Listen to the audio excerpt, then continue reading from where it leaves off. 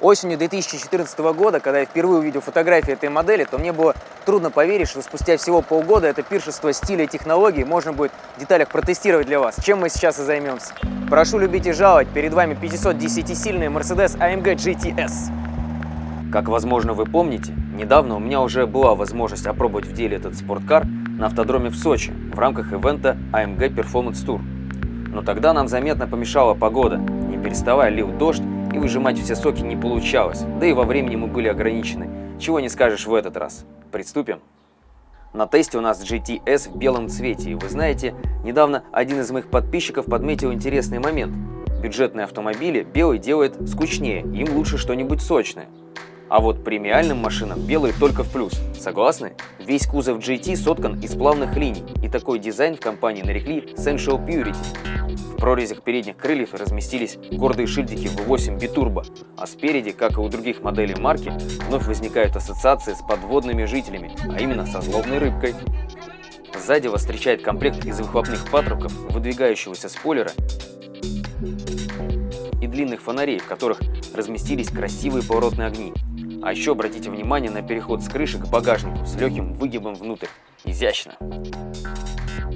Обувь здесь разноразмерная. Спереди 265 на 35 R19, а сзади 295 на 30 R20. В основе дизайна классическая звезда, но за счет тоненьких доп. Элементов диски получили динамику. Кажется, что они так и хотят ринуться в бой. Автомобиль смотрится очень эффектно, и в целом это нечто новое для Mercedes-Benz. А какая реакция у окружающих? В городе GT привлекает максимум внимания, равнодушных просто не остается. А еще автомобильным знатокам могут показаться знакомыми эти держатели боковых зеркал. Выглядят словно стебли, как у гиперкара Pagani Huayra, для которого, кстати, Mercedes AMG собирает двигатель. И скоро мы сделаем интервью с нашим другом-мотористом Михаилом Кюблером, который собирает эти моторы. Снаружи GT выглядит достаточно компактно, но когда вы садитесь внутрь, то складывается впечатление, будто бы вы попали на борт гораздо более крупного автомобиля. Такой вывод формируется из-за простора внутри, а также из-за вида капота, которому конца и края не видать.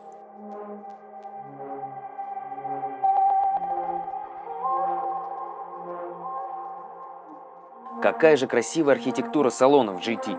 Да и в целом на сегодня Mercedes-Benz – это однозначный лидер по части интерьерной эстетики. Только посмотрите, как здесь круто!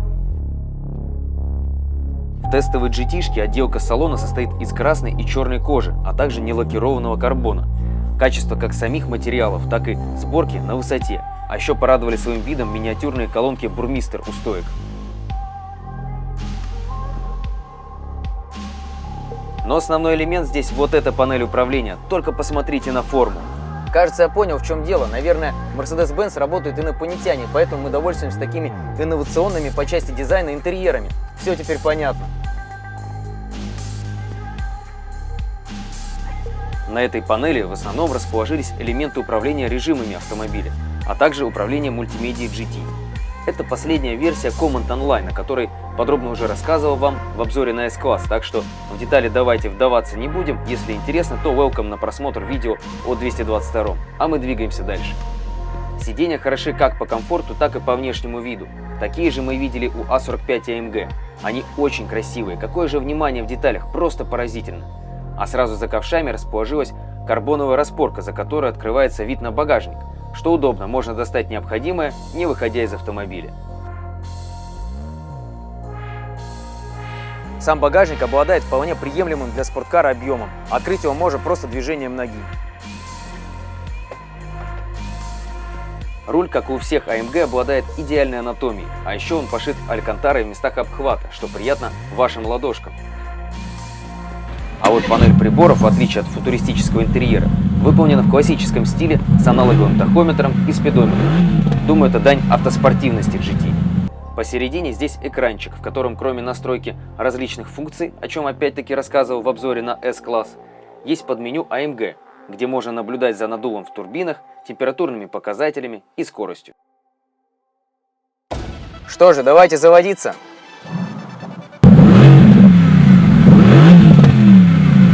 Когда я в первый раз запустил мотор, то не понял, почему так тихо, где рявк монстра. Но чуть позже все стало понятно. В режимах комфорт и спорт дополнительные заслонки на выхлопе находятся в закрытом положении. Открывается в режимах спорт плюс и рейс. И уже на этих режимах при запуске двигателя вы понимаете, да, это настоящее бестие.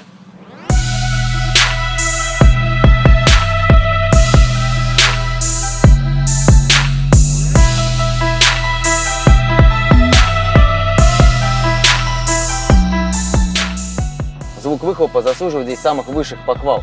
При перегазовках на месте слышны раскаты грома, стрельба, взрывы.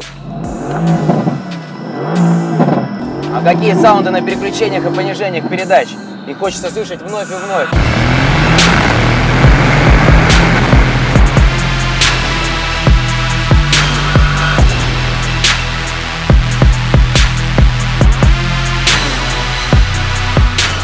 И это динамика. Главное, на первых двух передачах зацепиться за асфальт, и дальше начинается скоростная эйфория.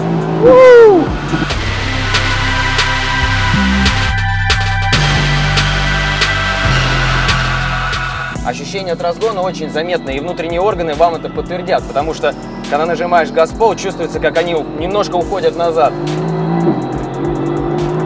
Здесь же можно отметить работу тормозной системы. Спереди у нас 6-поршневые суппорты, а сзади 2-поршневые.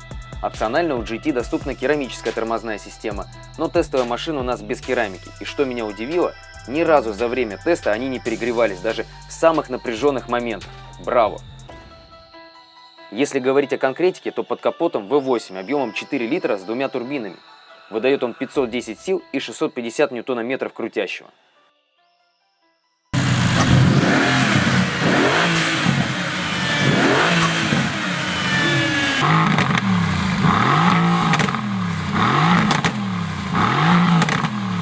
Напомню, что на тесте у нас GT в версии S, а есть еще просто GT, и показатель у него поскромнее – 460 сил и 600 ньютона-метров крутящего. До первой сотни GTS разгоняется по паспорту за 3,9 секунды, а максималка ограничена на 310 км в час. Теперь предлагаю оценить расход топлива, а также проверить заявленные данные на мощностном стенде и посмотреть, что покажет нам RaceLogic.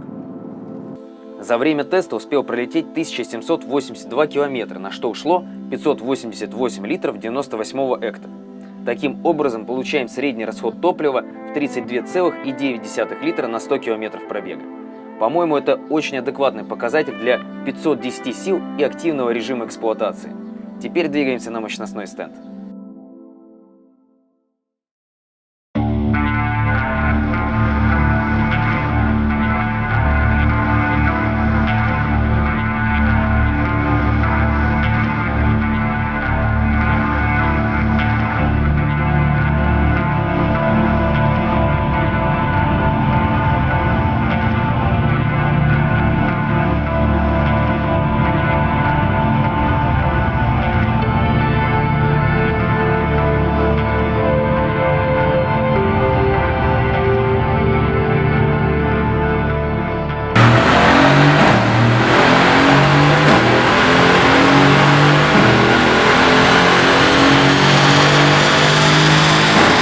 Жень, завершились у нас замеры GTS. Что можешь сказать по результатам? Напомню, что заявлено было 510 сил и 650 ньютона-метров крутящего. Что получилось?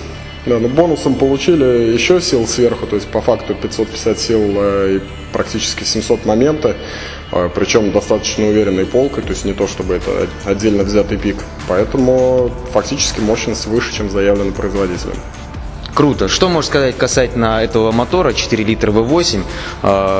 Он получается совсем новый, и наверняка ты уже что-то узнал про возможности его доработки, а может быть уже и наготове дорабатывать. Ну да, наготове как обычно, но тем не менее мотор шикарный, потенциал хороший. Как и Stage 1, 2, вплоть до 3 и далее. Конкретно на GTS, как-то ни странно, потенциал чуть ниже. Есть ограничения по трансмиссии, которые не позволяют снимать высокий крутящий момент с этой машины, иначе она физически не выдержит. А апгрейдов для трансмиссии нету и, судя по всему, не будет, потому что основные элементы все использованы от SLS, и по опыту SLS вариантов нету. То есть можно сказать, что здесь стоит модифицированная коробка от SLS, так? Ну, по сути, стоит та же коробка от SLS, она шедеврально хороша, но, тем не менее, с определенным лимитом, выше которого не прыгнуть. То есть, если брать новый C63, тот же самый, то потенциал у нее сходу выше.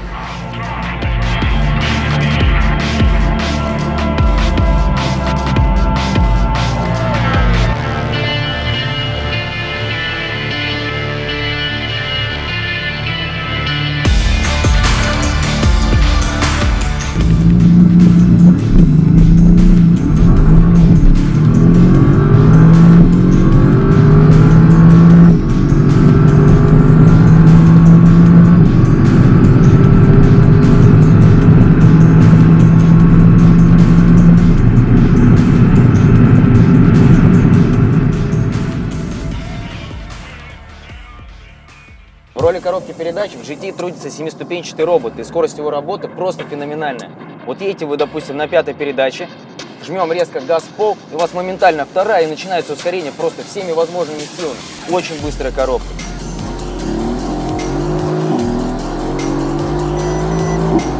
Еще удивило управление. В сильных поворотах крутить баранку настолько легко. Обычно даже на спортивных автомобилях это происходит с некоторым усилием. Здесь же прям хоть двумя пальцами баранку крути. В затяжных поворотах GT удивляет своей стабильностью, тем, как мертвой хваткой держится за траекторию, не позволяя задней части автомобиля соскочить. Но все меняется с приходом дождя, когда вы начинаете кайфовать от работы системы стабилизации в спортивном режиме. Она позволяет слегка дрифтануть и потом тут же ставит машину обратно. Если честно, даже и не понял, что мне понравилось больше, езда по сухому или по мокрому. Все-таки везде есть свои радости.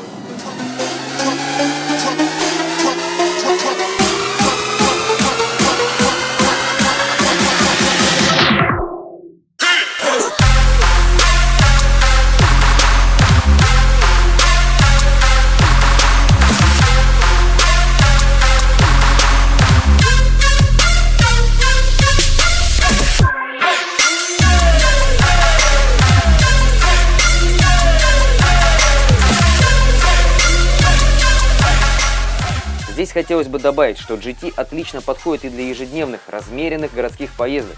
Достаточно перевести все в положение комфорт, и вот уже подвеска помягчала, коробка перещелкивает не спеша, можно круизить. А теперь давайте посмотрим на интервью с первым россиянином Формулы 1 Виталием Петровым. Дело в том, что во время моего теста GT он тоже ездил на этой модели, и мы решили встретиться и обменяться мнениями.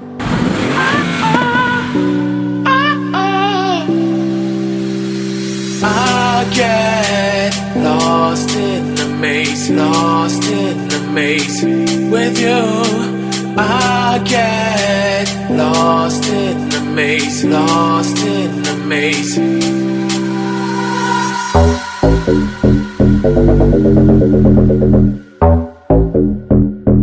With you.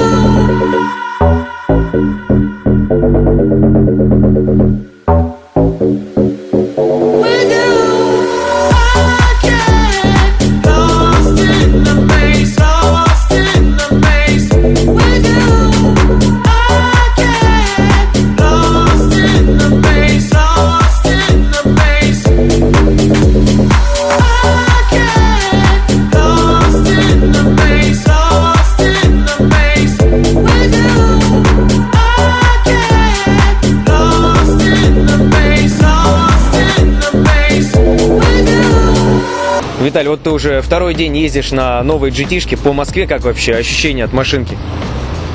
Очень интересно. Я думаю, что эта машинка не для каждого, потому что она очень агрессивна.